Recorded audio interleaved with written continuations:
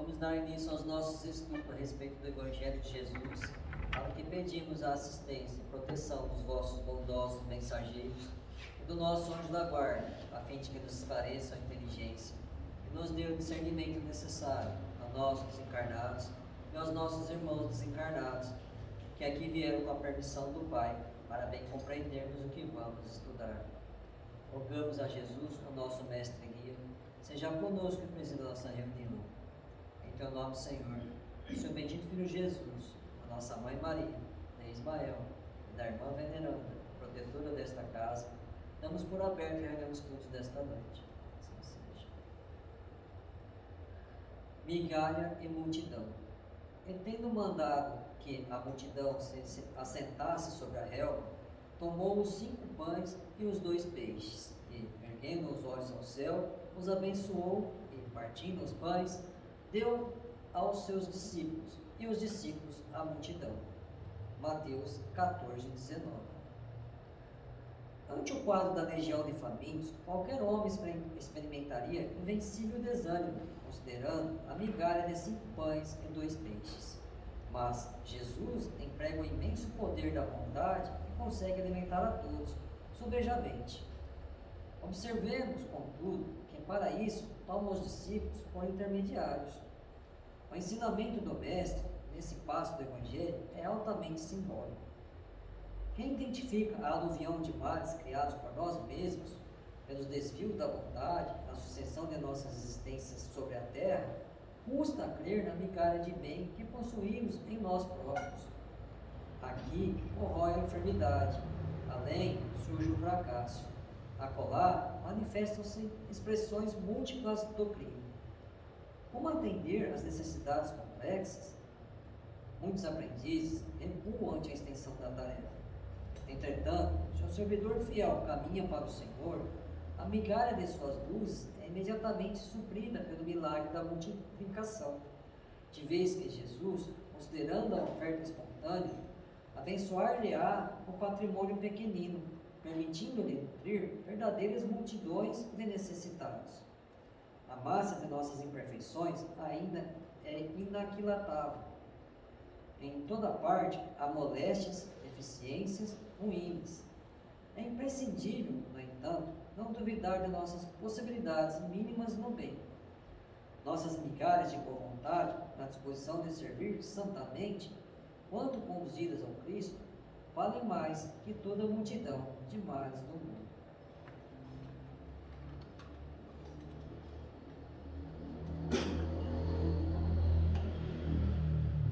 Pai nosso que estás nos céus, santificado seja o vosso nome, Senhor. Que venha a nós o vosso reino. Que seja feita a vossa vontade, assim na terra como nos céus. O pão nosso de cada dia nos dai hoje, Senhor. Perdoai as nossas ofensas, assim como nós perdoamos aos que nos têm ofendido. E não nos deixeis que entremos em tentações, e livrai-nos, Pai, de todo mal, porque teu é o reino, o poder e a glória para sempre. Amém. Espíritos esclarecidos e benevolentes, bondosos mensageiros de Deus, que tendes por missão assistir aos homens e conduzi-los pelo bom caminho, sustentai-me nas provas desta vida. Dai-me força para suportá-las sem murmurar. Afastai de mim os maus pensamentos e fazei que eu não dê entrada a nenhum espírito que tentasse iludir e conduzir-me no caminho do mal. Esclarecei minha consciência com relação aos meus defeitos e tirai-me de sobre os olhos o véu do orgulho, capaz de impedir-vos perceber e confessar-vos a mim mesmo. A ti, sobretudo, bondoso anjo da guarda, que mais particularmente velais por mim, e a todos vós, espíritos protetores que por mim vos interessais, fazei que me torne digno da vossa proteção. Conheceis as minhas necessidades, que elas sejam atendidas segundo a vontade de Deus. Que a paz que irradia do coração de Jesus possa ser assimilada por todos os corações aqui presentes, tanto encarnados quanto desencarnados, para que de posse dessa paz possamos compreender as leis que regem o mundo espiritual e ter a sabedoria de praticá-las em nossa vida diária. E em nome do nosso Mestre amado, da equipe espiritual que nos assiste, dos nossos anjos guardiões, solicitamos que a água aqui exposta seja purificada em nosso nome. Que assim seja. Damos graças a Deus.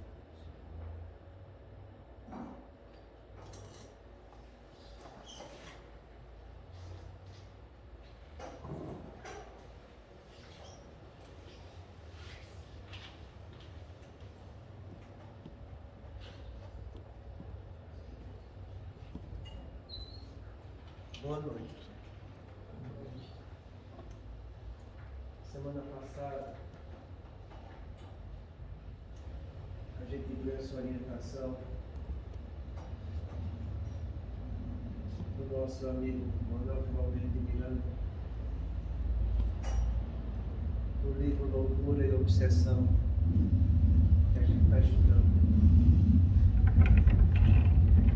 E a gente comentou o seguinte: tendo-se em vista a infinita variedade das posições vibratórias em que se demoram os homens, estes sofrem quando influem em tais faixas, sincronizando o processo normal com os outros comensais aí situados.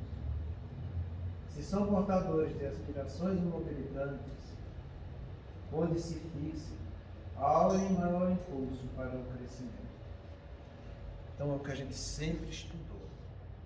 Todos nós estamos mergulhados em apenas duas correntes fluídicas. Uma do bem e outra do mal. Não existe outra terceira. Ou você está de um lado, ou você está do outro. Por isso que Jesus foi tão preciso quando falou para a gente: seja o teu sim, sim, teu não, não. O que disso passa te causa mal. A natureza humana ainda não se acostumou a isso. Ela ainda tem propensão pelo mal e fica arrumando maneiras de dissimular o seu mal, dizendo que faz mais ou menos as coisas. E toda vez que você faz mais ou menos, você está tentando esconder o mal que não existe em você. Porque quando eu fico no mais ou menos, eu estou fazendo o mal, dizendo que eu sei qual é o bem, mas eu evito fazer o bem. Então a gente vive mergulhado nessas duas correntes vibratórias. E é como ele fala aqui: a corrente que eu mergulho, quando eu influo nessa faixa e vou sincronizando, eu sofro junto com os outros comensais dessa faixa.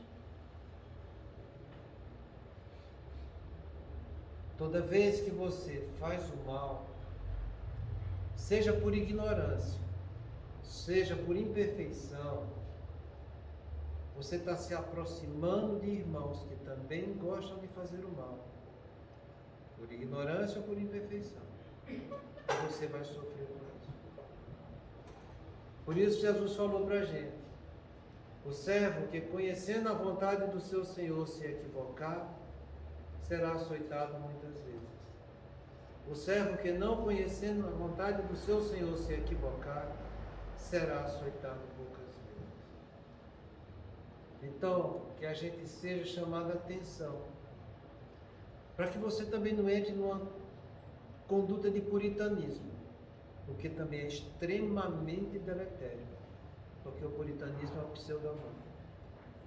Mas que você seja realista, analisando o que você faz no seu dia a dia, vendo aonde você está fazendo mal, seja por ignorância, seja por imperfeição, e lute, trabalhe, para que você não cometa mais esse mal. É a única maneira que a gente tem de se recompor no caminho do bem.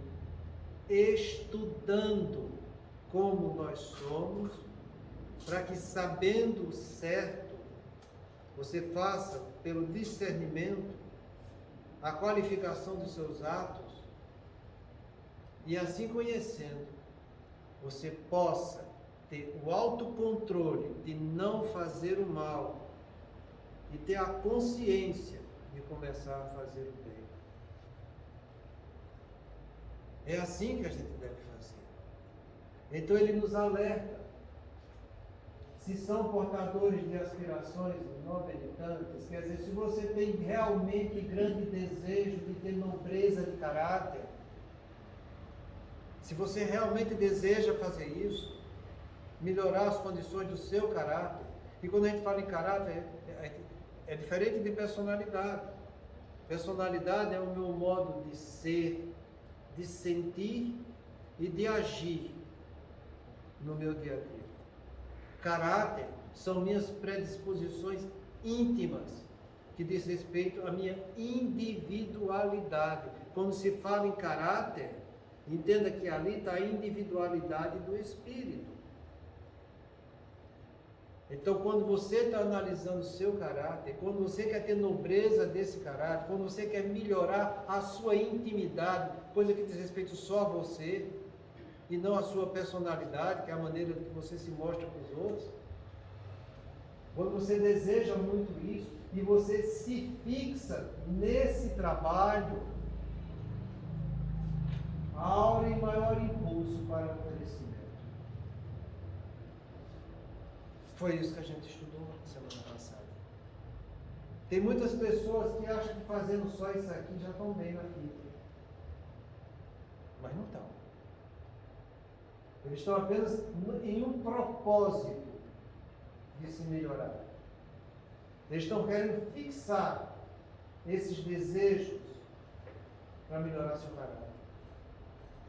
O que vai fazer eu trazer isso aqui para o meu progresso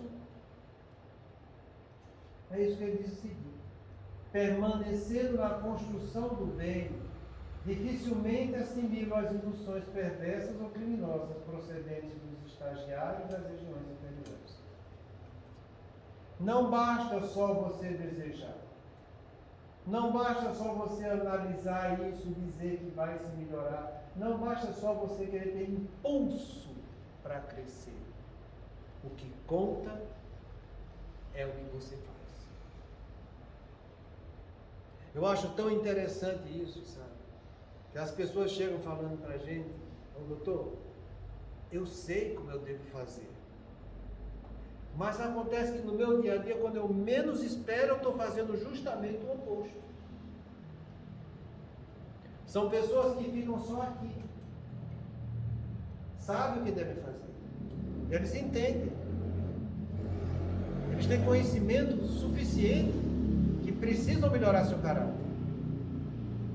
Mas eles ainda não trouxeram essa aspiração para a construção do bem. E é aqui que a coisa começa a complicar.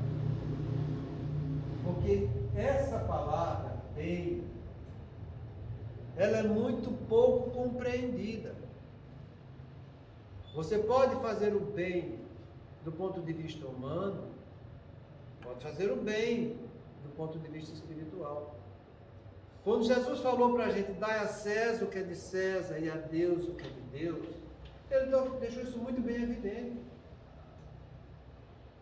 Quando Jesus chegou para a gente e disse: guardai-vos de não fazer vossas boas obras, para não serem vistas pelos homens, porque se assim proceder, já recebeste a tua recompensa.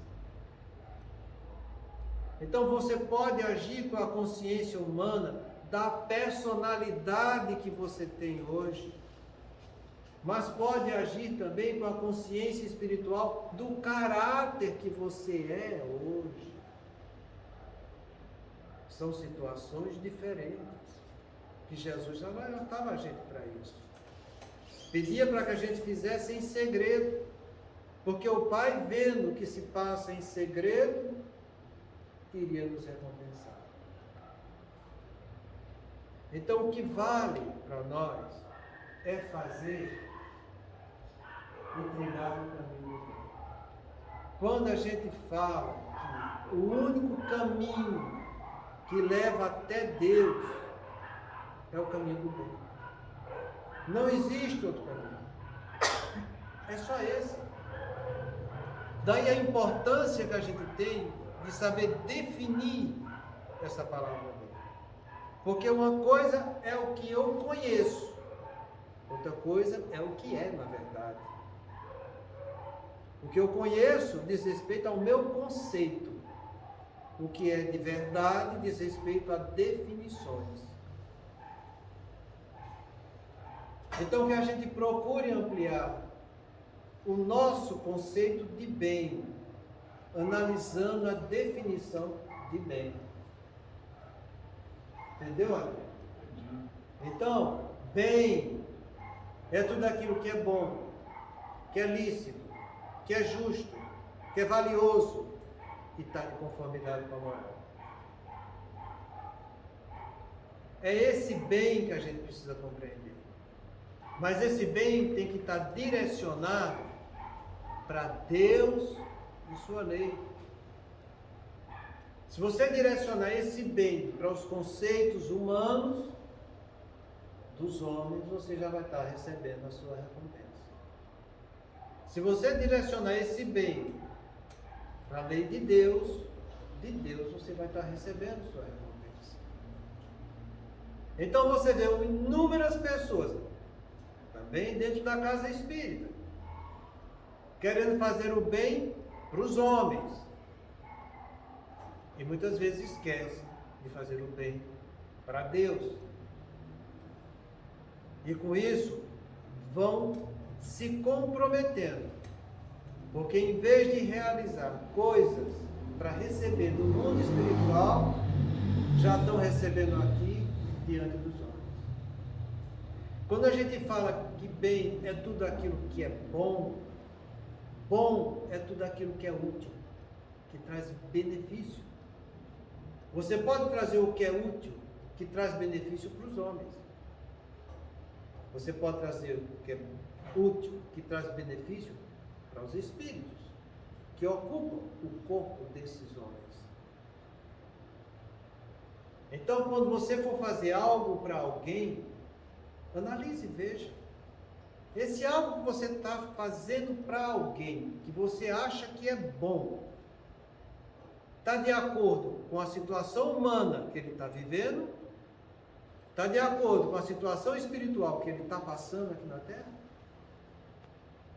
Analise. Porque sobre essa palavra bom, Jesus deu um exemplo muito grande para a gente. Quando o jovem chegou para ele, chamou de bom mestre. E ele falou: por que é que me chamas de bom? Se bom é só um, que é o Pai que está no céu.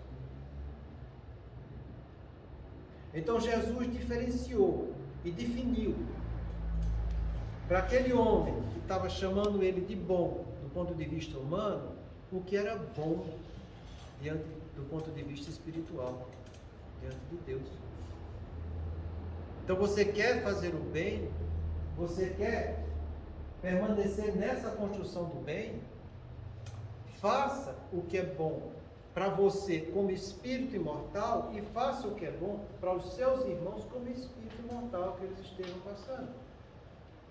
Então, quando você vê alguém passando por provas e expiações, jamais sinta dó. Jamais diga coitadinho. Porque você pode fazer isso do ponto de vista humano. Vai ser bom para ele, mas vai ser um mal muito grande do ponto de vista espiritual. Porque sobre essa palavra bom e coitadinho do ponto de vista humano, vocês sabem o exemplo do gigante deitado, do Jerônimo. Eu já trouxe essa mensagem para vocês aqui. Que Jerônimo estava padecendo de uma hemorragia, urinando sangue sem parar. E uma hematura que não conseguia controlar. Chegou ao ponto que o médico da cidade dele disse: Jerônimo, tu vai morrer. Não tem outro jeito. Ele disse: já que eu vou morrer, Antes de eu morrer, eu quero me despedir do Chico. Então me leva, eu quero ver o Chico. E como vocês sabem, a condição do gigante deitado, né? Ele era totalmente paralisado, cego. E levaram para ver o Chico. E quando chegou lá, diante do Chico pediu para ele fazer a palestra da noite. Ele falou, mas como, Chico? Eu estou para morrer, estou me esvaindo em sangue. Você caiu no coitadinho. As pessoas olhavam para você nesse sentimento humano de coitadinho. E você foi aceitando isso. E você foi se envolvendo com fluidos que não são bons. E foi isso que causou essa influência em você. Mas você não tem nada de coitadinho. Você está se resgatando diante da lei de Deus. E depois que ele disse isso, que Jerônimo se conscientizou, a hemorragia parou. E ele realmente fez a palestra da noite. E viveu mais de 20 anos. Eis a diferença do que é bom com a consciência humana estreita, limitada, que só enxerga a vista humana, da consciência espiritual, que é a visão ampla de um espírito imortal, que está aqui passando por provas e expiações para vencer suas dificuldades e se engrandecer diante da lei de Deus. Então, quando for fazer o que é bom para o outro, para e pensa. Será que isso que eu estou vendo nos meus conceitos é realmente bom para esse ser humano que está na minha frente? Será que isso que eu estou vendo é com a visão espiritual? Será que o que eu vou fazer para ele vai ser benéfico, vai trazer benefício para o espírito mortal dele?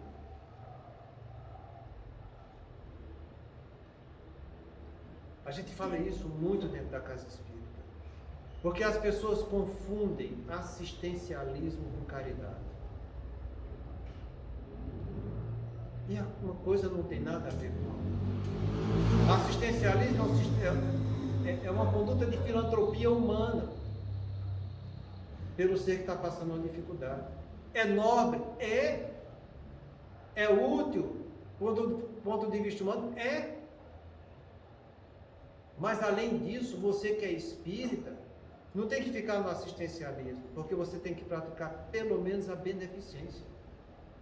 A beneficência, ela envolve os dois parâmetros da pessoa. O humano que está passando pela necessidade humana, que vai receber o assistencialismo, e também a assistência moral, que vai ajudar ele a superar a sua dor pelo trabalho digno com ele mesmo. Essas coisas é importante a gente saber, para que a gente possa fazer o bem da maneira correta com os outros. Porque é essa construção do bem que vai valer para a gente. Mas além de fazer o que é bom, o que é útil, que traz benefício, eu vou fazer o que é lícito.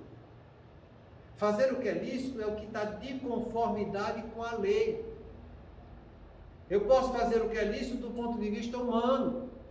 Temos um código aí para responder por eles. Mas tenho que fazer o que é lícito, que está de acordo com a lei de Deus.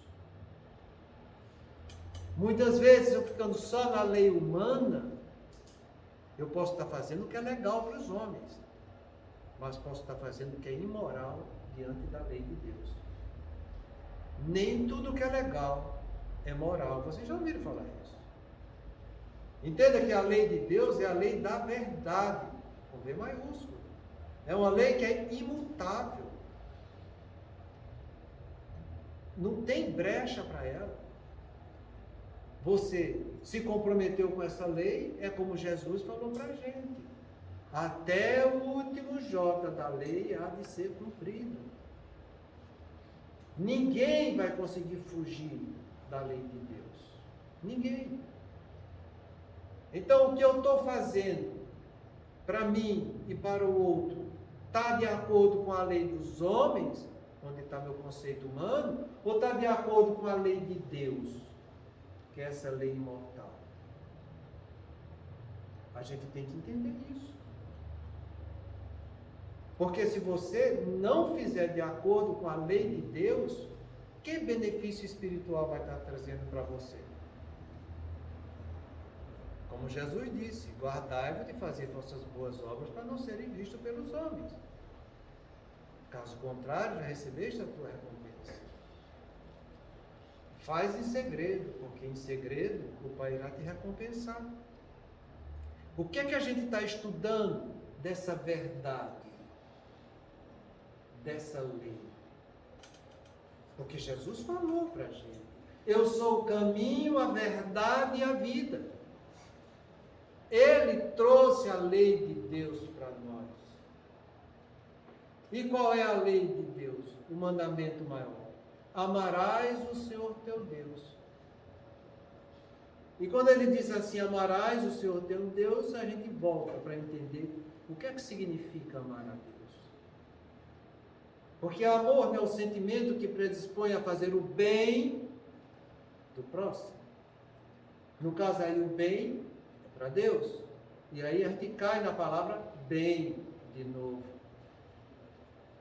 Então Jesus mostrou que a lei de Deus é a lei do amor. Fugiu da lei de Deus, fugiu do amor, não é lei de Deus. É lei de outra coisa, menos de Deus. Então, se você está padecendo dor, sofrimento, o mal em si, não foi Deus que criou isso. Isso não faz parte dele. Ele pode permitir que isso aconteça, mas não foi ele que fez. Então, quando a gente fala da licitude, a gente fala que o mal que existe na gente, fomos nós que criamos, não foi Deus. Então, para eu fazer o bem, eu tenho que entender que o mal que existe comigo, o mal que existe com os outros, o mal que campeia no mundo, não é obra de Deus, é obra nossa. E como a cada um será dado segundo o seu merecimento, eu estou recebendo isso porque eu fiz por onde merecer. E eu fiz por onde merecer quando eu fugi do caminho do bem. Por isso que a gente tem que entender esse caminho.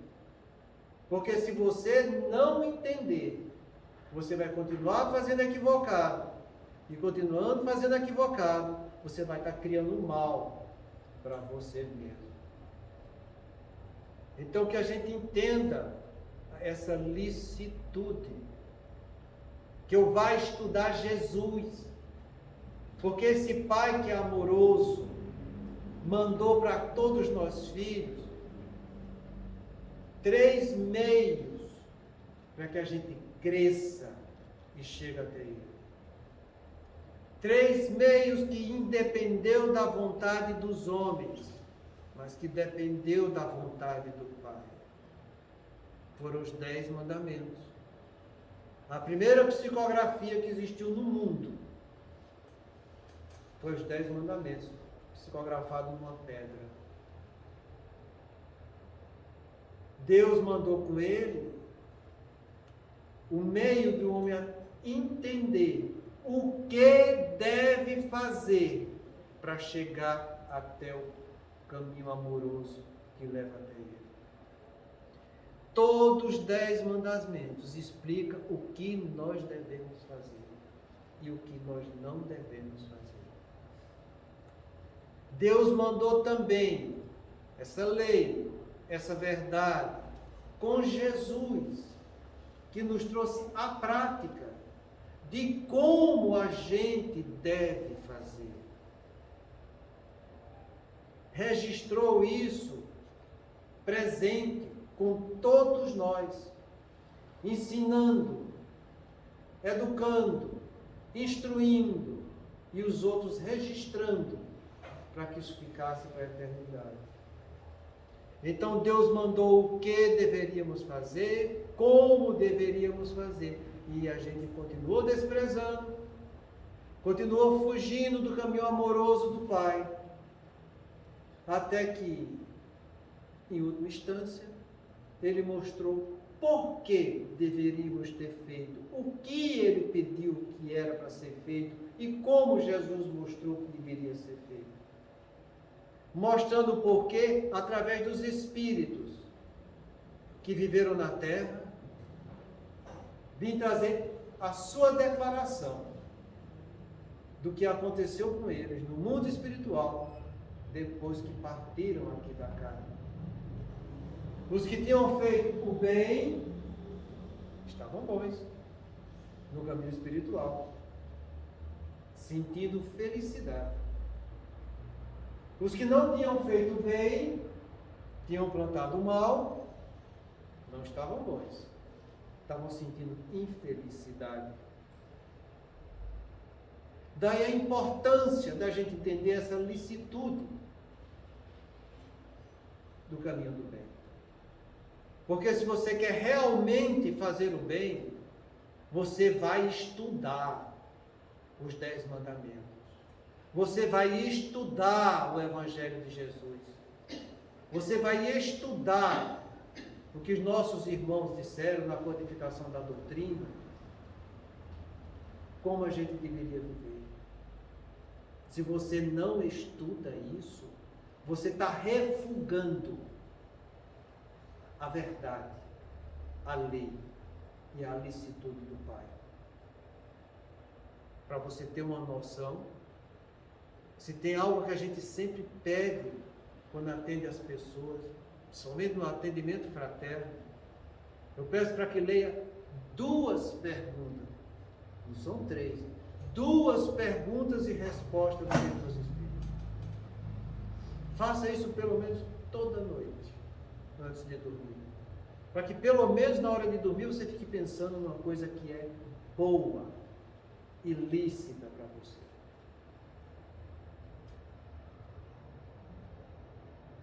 Analise e vê se estão fazendo.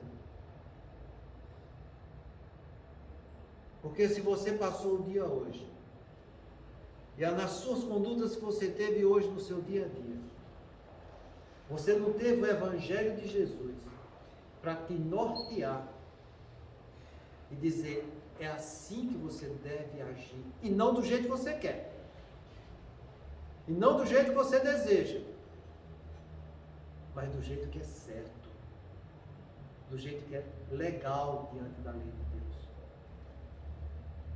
Se você passar o dia inteiro e não mudou em nada seus conceitos, baseado numa definição de Jesus, é porque você despreza esse Jesus. É porque você dá muito mais valor a você do que a verdade. E olha, essa é uma das definições de humildade. Porque o humilde é aquele que ama mais a verdade do que a si mesmo. Orgulhoso é aquele que ama mais a si mesmo do que a verdade. Então, com essa definição de orgulho e de humildade, que cada um analise o que está prevalecendo em vocês. Se é o orgulho ou se é a humildade. Porque quando eu amo a verdade, eu estou amando a lei de Deus. Eu estou fazendo o que é lícito como espírito, porque Deus me criou para isso. Ele gravou essas leis em nossa consciência. Jesus já falava, não procurai o reino de Deus, nem aqui nem acolá, porque o reino de Deus está dentro de cada um de vós. Reino de Deus, o reino é onde estão as leis que comandam aquele reinado. Entenda o poder dessa palavra licitude. Veja se você está amando mais a verdade do que a si mesmo. Porque se eu amo mais a verdade do que a mim mesmo, eu vou estudar cada vez mais essa verdade para que eu pratique ela em minha vida. Porque o que vale é o que eu construo no caminho do bem. Eu estou construindo essa licitude. Então, bem é tudo aquilo que é bom, que é lícito e que é justo. Justo é quando a pessoa recebe o que é de direito, porque cumpriu o que lhe era devido. A gente cumpre com nossos deveres para receber o que nos é de direito.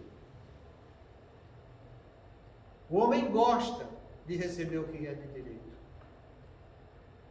Tanto é que existem faculdades e faculdades de direitos. Tanto é que existem vários compêndios de direitos humanos. Existe faculdade do dever? Existe compêndio de deveres humanos? Que é divulgado do jeito que é divulgado e propagado o direito humano? A pessoa gosta de ter o direito, mas em contrapartida muitas vezes não está cumprindo o que é devido para ele fazer e ter o merecimento de receber aquele direito. Estamos cumprindo com nossos deveres diante da lei de Deus? Porque mandamentos significa deveres maiores.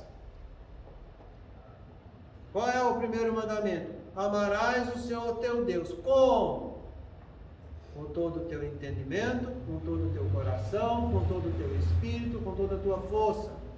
Então você vai amar a Deus com integralidade de caráter. Você vai amar a Deus com todo o teu entendimento, com toda a tua razão. Porque a razão é quem vai fazer eu conhecer as leis universais, através de pensamentos dedutivos que nascem da argumentação e da abstração. Então, quando eu amo a Deus com o meu entendimento, eu vou desenvolver a minha razão, eu vou desenvolver a minha inteligência, eu vou parar, sentar, estudar, eu vou gastar fosfato, eu vou meditar, eu vou refletir, eu vou entender o máximo profundo da verdade.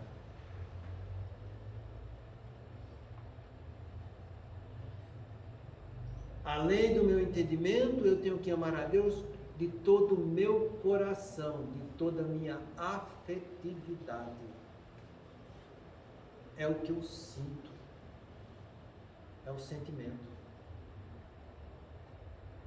Será que eu estou direcionando esse afeto meu, que é imperfeito, para entender esse afeto divino, que nos ama, que é um amor incondicional, para que eu torne também o meu afeto por ele incondicional? Ou será que meu amor a Deus ele é muito restrito a determinadas condições? Porque quando eu quero fazer o que eu gosto, o que eu devo, o desejo que eu tenho, muitas vezes está entrando em choque com o dever que eu tenho de praticar. Por isso que tem um princípio da filosofia que mostra que nem tudo que eu quero, eu posso. Nem tudo que eu posso, eu devo. E geralmente o que eu devo é o que eu não quero. E outro princípio que eu gosto de falar muito para vocês de filosofia, que é do Rabenais, que ele diz: conheço muitos que não puderam quando deviam, porque não quiseram quando podiam. Será que a gente está amando Deus com essa afetividade? Ou será que a gente está aqui na terra visando mais o nosso gosto, nosso desejo, nosso interesse humano e desprezando nossa situação espiritual? Porque eu tenho que amar a Deus com integralidade, com a razão, com o sentimento, com toda a minha força, que é a vontade em ação. Então, quando eu amo a Deus, eu não só quero, escolho seguir Deus, mas eu faço e vivo Ele na minha vida. Eu não vou ter desculpa de dizer, mas está muito difícil. Mas isso eu não dou conta. Mas isso eu não sou capaz. Isso fica para os outros. Está querendo muito de mim. Aí eu já não dou conta. Não é assim que as pessoas vivem. Mas quando eu amo a Deus, e esse amor é incondicional, eu faço porque eu tenho força íntima para fazer. Porque se eu não tivesse força íntima para fazer, Jesus não teria dito isso. Ou você acha que Jesus mentiu?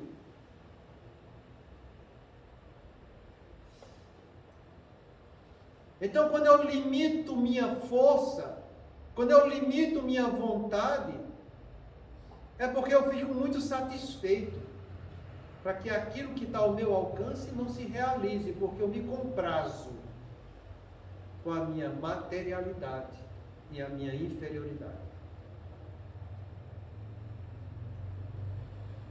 Mas eu tenho que amar a Deus com todo o meu entendimento, com toda a minha afetividade, com toda a minha vontade e com todo o meu espírito. Não vai ser com os padrões humanos que eu vou me relacionar com Deus. É com o espírito imortal que eu sou. Não vai ser com a consciência humana, mas é com a consciência espiritual que eu tenho. Eu vou amar a Deus em espírito. E Jesus falou isso várias vezes para a gente. O Espírito é o que vivifica e a carne para nada se aproveita. Eu vos falo em espírito e em vida. Vida espiritual. Ele não está falando de vida carnal. Então compreenda que para você se relacionar com Deus, para você amar a Deus, para você fazer o que é justo, você tem que ser integral para esse Pai. Estamos longe disso? Estamos. Mas já podemos caminhar nessa direção. E aí é o que está o bom da coisa. Não somos perfeitos, mas somos perfectíveis. Podemos melhorar a cada dia um pouco. Por isso que esse mesmo Jesus falou para a gente: quem é fiel no pouco é fiel no muito. Quem é injusto no pouco é injusto no muito. Então faça um pouco do seu dia a dia, porque a cada dia eu tenho um fardo a carregar. E se eu não carregar esse fardo no meu dia a dia, ele vai se acumular. E acumulando, quando chegar a hora que eu começar a despertar para levar o fardo, eu vou dizer que ele está pesado. Mas não foi Deus que me deu ele pesado. Foi eu que fui acomodado e deixei o fardo se acumular.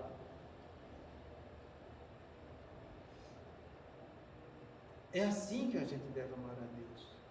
É assim que a gente deve estar dentro da justiça dele. Faz o que é devido. Faz esses deveres maiores. Para que você receba o que lhe é de direito. É por isso que Pedro falou que o amor cobre uma multidão de pecados. Você está reclamando do mal que você sente, das provas e expiações? Foram pecados que você cometeu. Você quer que esses pecados, que esse mal desapareça de você? Trabalhe o amor. Mas esse amor, que é o sentimento que me predispõe a fazer o bem, que é essa palavra que a gente está estudando. Porque quando você estiver fazendo o bem, os pecados vão estar sendo redimidos. A gente chama isso de lei de amortização dentro da doutrina espírita. E é muito interessante, é uma coisa muito compreensível. Enquanto eu estou fazendo mal, eu estou acumulando fichas negativas. Quando eu paro de fazer o mal, eu paro de botar ficha negativa. Quando eu começo a fazer o bem, eu estou botando ficha positiva e estou tirando as negativas. Então fazer o bem é muito mais compensador para a gente.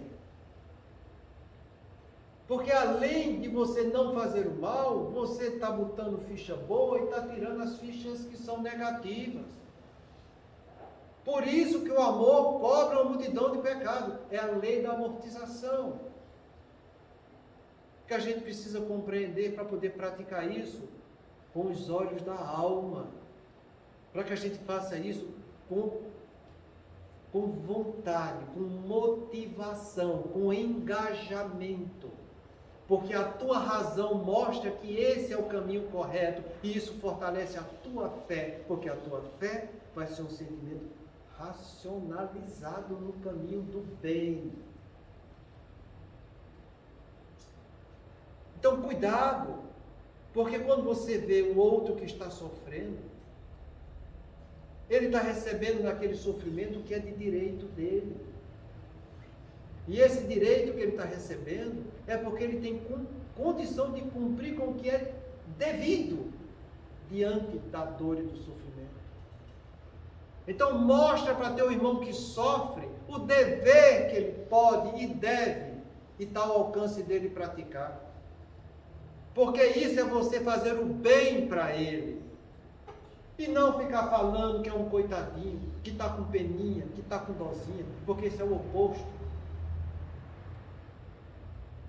Então, cuidado, para fazer o bem, você tem que fazer o que é justo. Dar o que é de direito, desde que cumpriu o que era devido. Então, eu tenho que saber respeitar também o direito do próximo.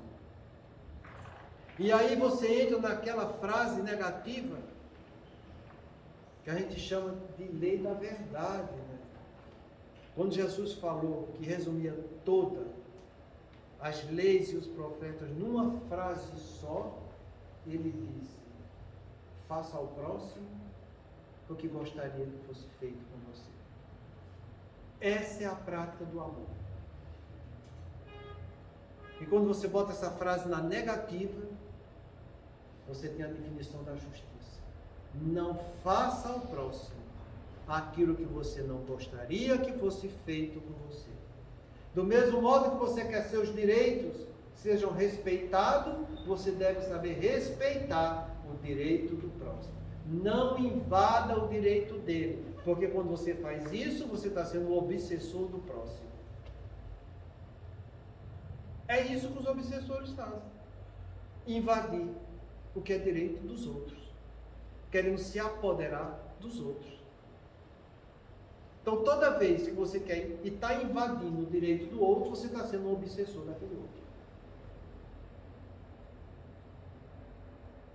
Pensa com clareza. Para que você respeite o direito do próximo, para que o seu também seja respeitado. Isso é o que é justo. Isso é o que é correto a gente fazer. Então, o bem, essa construção do bem que a gente precisa exercitar no nosso dia a dia, além de ser aquilo que é bom, que é lícito, que é justo, tem também aquilo que é valioso. Vai trazer valor. Você sabe o que é que significa valor? É você ir em busca de virtude, gente. É isso que você tem que ter em mente. Então, fica do lado daquilo que é sempre virtuoso, que vai te trazer valor. Você já é virtuoso? Não, não somos. Estamos no planeta de provas e expiações. Mas podemos cada vez mais ser virtuosos. Então, fica do lado das pessoas que trabalham por valores e por virtudes. Elas estão certas? Não. São imperfeitas como nós. Vão cometer deslizes? Vão. Eu também cometo. Mas estão querendo seguir o caminho da virtude e do valor. É isso que vale. É isso que é importante. Então se liga nisso, no que é virtuoso, porque virtude é tudo aquilo que se aproxima da lei de Deus. Quando eu exercito a verdade, que é a lei de Deus, eu estou praticando virtudes. Então que a gente entenda isso, para que você dirija a sua razão nesse caminho. Se são coisas que não trazem virtudes, fuja disso. Então valoriza o que vai trazer bom, o que vai ser útil, o que vai ser lícito, o que vai ser justo, mas acima de tudo, que você fazendo, você vai estar trabalhando virtude. Isso é que é importante. E isso muitas vezes as pessoas não dão importância. Por isso que quando a gente está estudando aqui, A gente fala que o trabalho, quando é bem feito, tem que ser valorizado. Mas quem fez o trabalho nunca deve ser bajulado. Porque ele não cumpriu nada mais, nada menos do que o dever dele. Então valorize o trabalho. Esqueça o trabalhador. Então, quando você ver uma pessoa, ou for analisar as coisas que aquela pessoa estiver fazendo, veja o valor que ela está trabalhando, mas não deixe as qualidades daquela pessoa interferir na virtude que ele está se esforçando para praticar. Normalmente as pessoas não olham a virtude e julgam as pessoas pelo que elas são, e não pelo trabalho que elas estão se esforçando para exercitar. Deu para entender o que é valioso, o que é virtuoso? Porque está ao alcance de todos nós.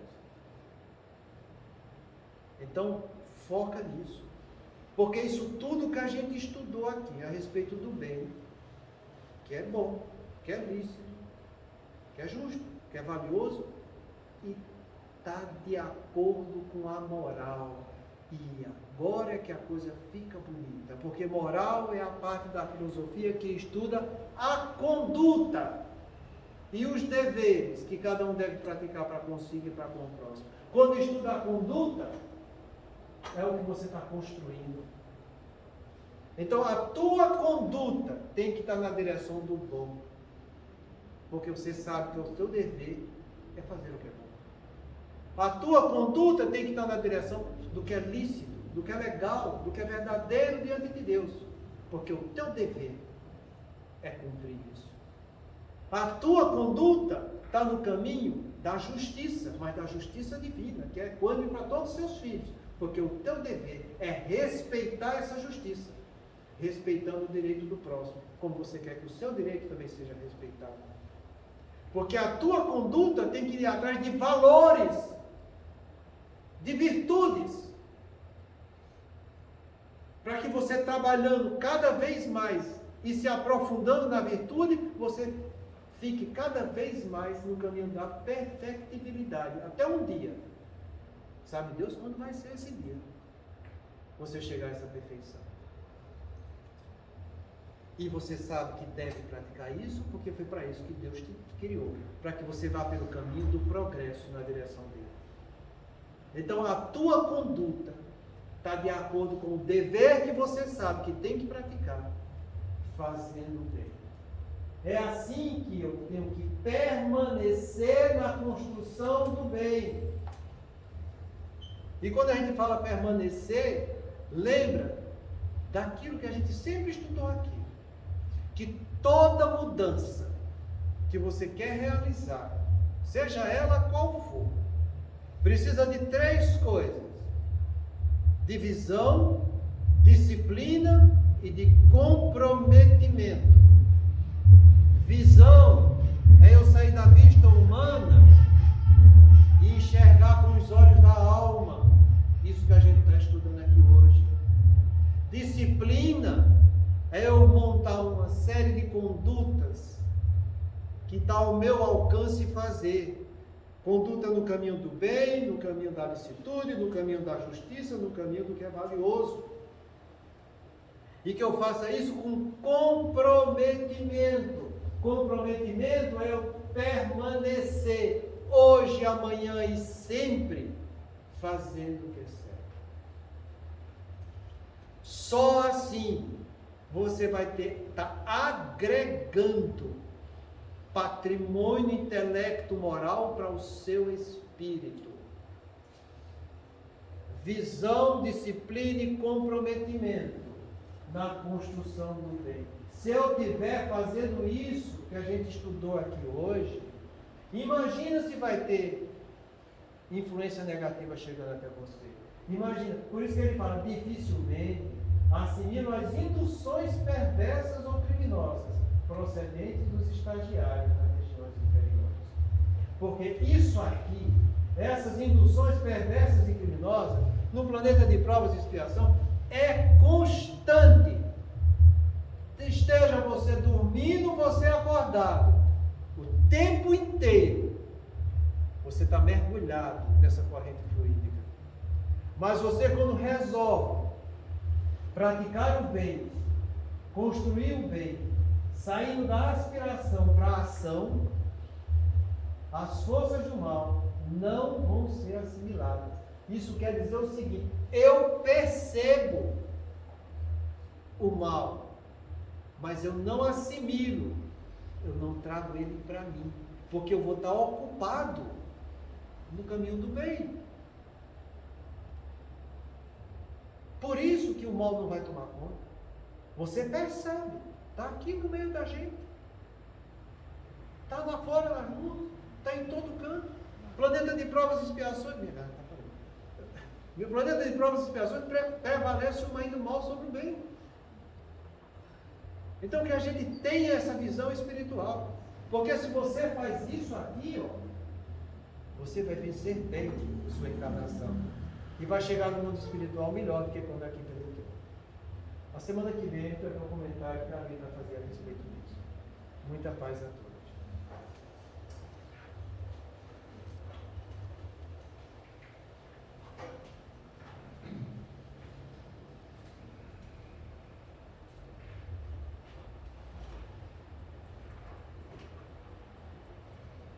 Vamos fazer nossa prece.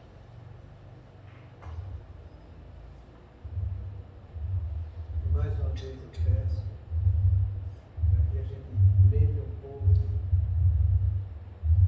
dos nossos irmãos que estão padecendo dores imensas na região de guerras. Esse sentimento amoroso nosso possa colaborar um pouco, levando paz nesses corações, tanto dos que agridem, quanto os que estão sendo agredidos. Senhor de infinita bondade, no santuário da oração, marco renovador do meu caminho, não te peço por mim, Espírito endividado, para quem reservaste os tribunais da tua excelsa justiça. A tua compaixão é como se for o orvalho da esperança em minha noite moral. E isso basta ao rebelde pecador que tenho sido. Não te peço, Senhor, pelos que choram. Clamo teu amor e benefício dos que fazem as lágrimas. Não te venho pedir pelos que padecem. Suplico-te a bênção para todos aqueles que provocam sofrimento. Não te lembro os fracos da terra. Recordo-te quantos se julgam poderosos e vencedores. Não intercedo pelos que soluçam de fome. Rogo-te amor para os que lhes furtam o pão. Senhor Todo-Poderoso, não te trago os que sangram de angústia. Relaciono diante de ti os que golpeiam de fé. Não te peço pelos que sofrem injustiça. Rogo-te pelos empreiteiros do crime. Não te apresento os desprotegidos da sorte. Sugiro teu amparo aos que estendem a aflição e a miséria. Não te imploro mercê para as almas traídas. Exorto teu socorro para os que tecem os fios envenenados da ingratidão. Pai compassivo, estende as mãos sobre os que vagueiam nas trevas. Anula o pensamento insensato. Cerra os lábios que induzem a tentação. Paralisa os braços que apedrejam. Detém os passos daqueles que distribuem a morte. Ajuda-nos a todos nós, filhos do erro, porque somente assim, ó Deus piedoso e justo, poderemos edificar o paraíso do bem com todos aqueles que já te compreendem e obedecem, extinguindo o inferno daqueles que, como nós, se atiram desprevenidos aos insanos torvelinhos do mal. O tempo não para. Se agora encontras o teu ontem, não ouvides que a tua ação de hoje será a luz ou a treva do teu altar. Mais uma vez, Senhor, e agradecemos por estarmos aqui com saúde. Pedimos, Senhor, que nos esclareça a cada dia, possamos usar essa saúde, essa inteligência para permanecermos na construção do bem. Que sejamos ouvidos aos conselhos do nosso anjo da guarda. Pedimos, Senhor, que abençoe o lar de cada um de nós. Abençoe o nosso sono, Senhor, para que possamos ser levados e merecedores de ser levados às escolas espirituais, para que ao acordar possamos pôr em prática o que estamos aprendendo. Olhe, Senhor, pelo nosso Brasil. Pai nosso que estais no céu, santificado seja o vosso nome. Venha a nós o vosso reino. Seja feita a vossa vontade, assim na terra como no céu. O pão nosso de cada dia nos dai hoje. Perdoa, Pai, as nossas ofensas, assim como nós perdoamos a quem nos tem ofendido. Não nos deixes entregues às tentações, livra-nos, Senhor, de todo mal, que assim seja.